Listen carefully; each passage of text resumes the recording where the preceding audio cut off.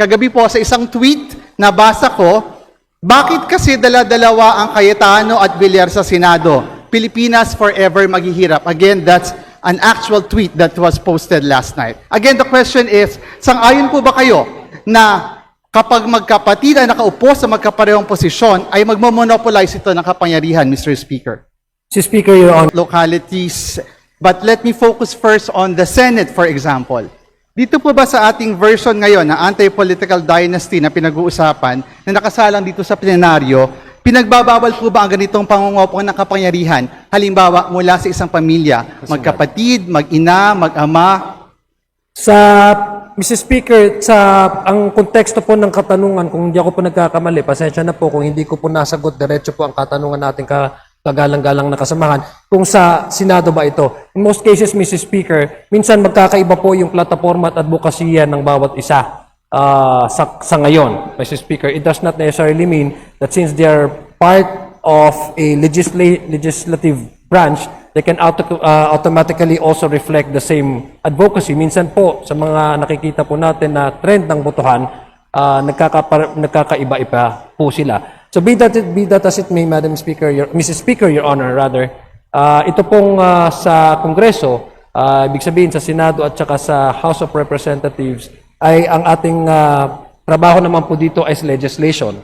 It's a policy making body po ang ating trabaho dito. Wala po tayo doon sa direct na control over certain resources as being enjoyed by local government units, Mr. Speaker, Your Honor. So again, Mr. Speaker, Your Honor, going back to my question, in the current incarnation of this bill, papayagan po ba ang magkapatid na uupo sa Senado? Doon sa katanungan po, ito po ay may sa batas po, Mr. Speaker, Your Honor, hindi na po maaalaw yung within second degree of consanguinity and affinity na maluklok sa isang posisyon, isang locality. In the case of the Senate, halimbawa kasi na-classify siya under national office, ay within second degree of consanguinity and affinity, hindi na po pinapayagan na manilbihan sabay yung magkaparehong apelido or magkamag-anak within that second degree of consanguinity and affinity, Mr. Speaker, Your Honor. Mr. Speaker, Your Honor, ibig sabihin po, kung ito ay maaprubahan at maisa sa batas, ang ating kasalukuyang bill na pinag-uusapan ngayon, ibig sabihin, hindi na pwedeng maupo ng sabay ang magkapatid na Cayetano at Villar. Example lang naman po yan, Mr. Speaker, Your Honor. Sa proposal po na Akbayan Party List, which was eventually, as far as we believe, not integrated fully into the current version, ipagbabawal natin ang pagtakbo at pag-upo ng mga magkakamag-anak hanggang fourth civil degree sa local at sa national. Sang-ayon din po kaya ang galang-galang na sponsor na kung tumakbo at manalo ang galing sa isang pamilya, kahit sa magkaibang distrito, probinsya, munisipyo o barangay ng sabay-sabay, ay nagmamonopolize pa rin sila ng political power sa bansa. I believe the Speaker has already, Mr. Speaker, the good sponsor has already made mention of an example in this particular point. But again, just for the record, I'd like to ask the question on the issue of the monopolization of power kapag ang isang pamilya, magkapatid, mag-asawa, mag-ama, mag-ina, ay tumakbo sa magkaibang distrito, magkaibang probinsya, magkaibang barangay ng sabay-sabay. Ito po ba ay tinitingnan pa rin ng ating good sponsor as monopolization and concentration of political power? Mr. Speaker, Your Honor, babalikan po natin kung ano po yung mga constitutional provisions, kung paano po binibigyang halaga yung kapangyarihan po ng bawat distrito at bawat constituency na pumili at tumuklok po sa kanilang nararapat na ihalal bilang isang lingkod bayan, Mr. Speaker, Your Honors. Again, I've been also mentioned this to the previous interpellators, Mr. Speaker, na kailangan ho natin balansehin kung ano po yung sinatawag po nating decongestion of power with that of the sovereign rights of the people to elect their own leaders, Mr. Speaker, Your Honor. Ito pong pinag-uusapan po nating different constituency, it's based po, I've also, and pardon if I have to keep on, using this as our legal basis for us to determine that there's no actual concentration of power. For example, if two representatives elected with the same family name, elected simultaneously in two different districts, wala pong, para sa akin, wala pong monopilya of power dyan. Dahil unang-una, ang trabaho naman po ng legislation ay, ang trabaho naman po ng membro ng Kongreso ay legislation. At wala pong discretionary or any resources that is actually within their disposal as compared to other LGUs that is now being enjoyed by, say for example, local government units heads.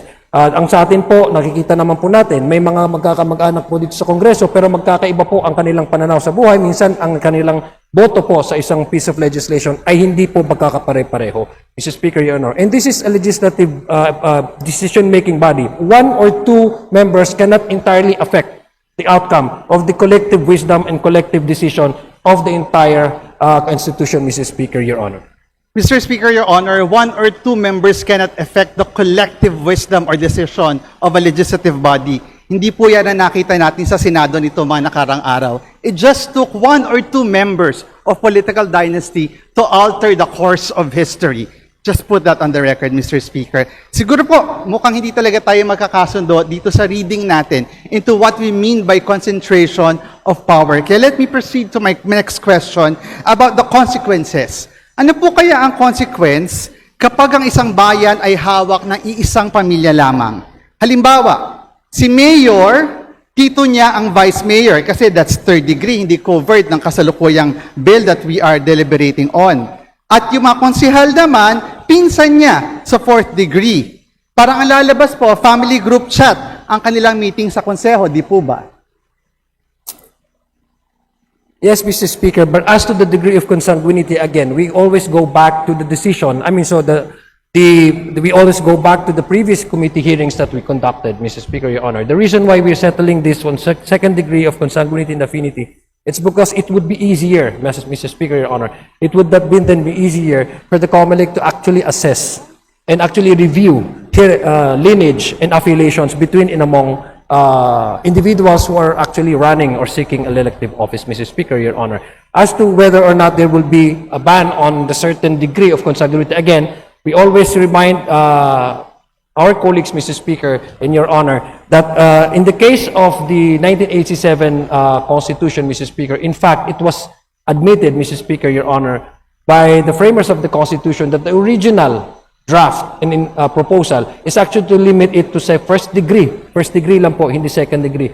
The reason why we're doing this is also based on the Pamatong versus COMELEC as ruled by the Supreme Court, since the COMELEC said that it would be a logistical nightmare for us to even expand the degree of consanguinity to third or to fourth degree of consanguinity in every time that we hold the election.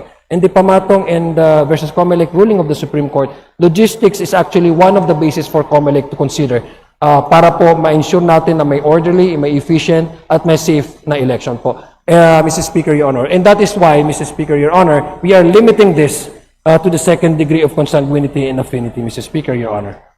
Mr. Speaker, Your Honor, just another illustration of the consequence. Halimbawa po kung maisabatas ang panukalang ito, ang isang halimbawa pa na nakikita ng ating mga kababayan ay, kung halimbawa, isa kang kongresista.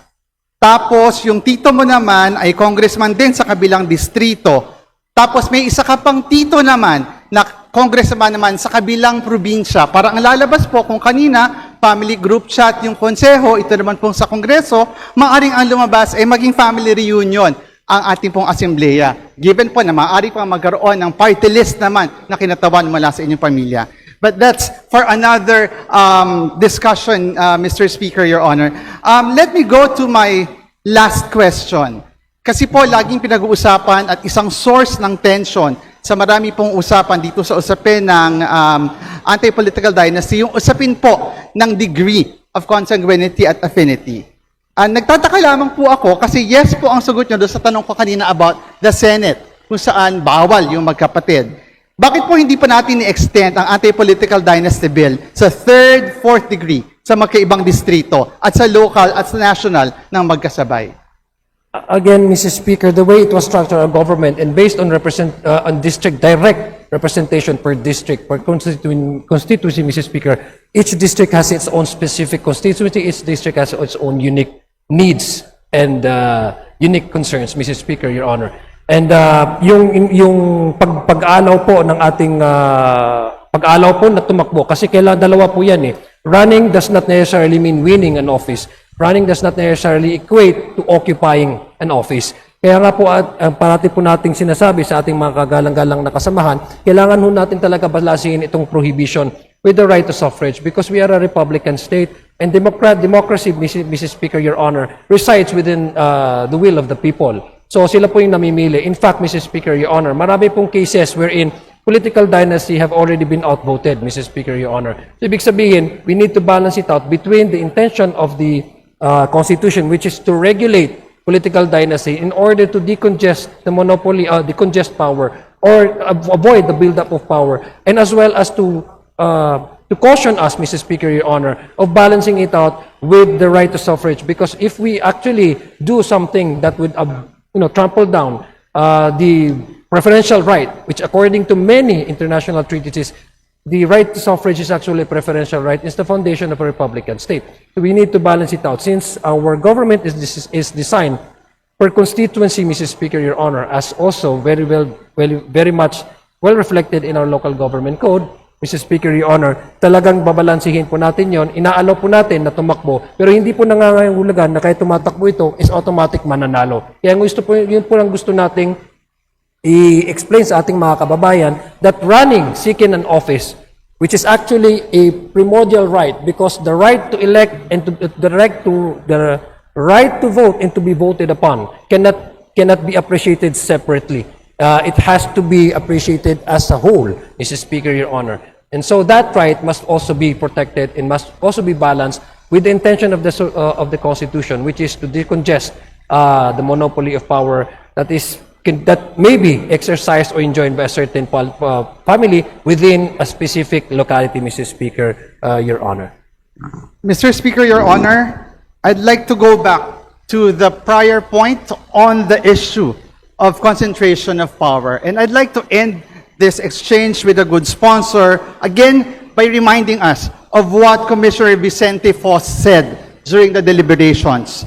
Sabi niya, the idea of a prohibition against the rise of political dynasties is essentially to prevent one family from controlling political power as against a democratic idea that political power should be dispersed as much as possible among our people.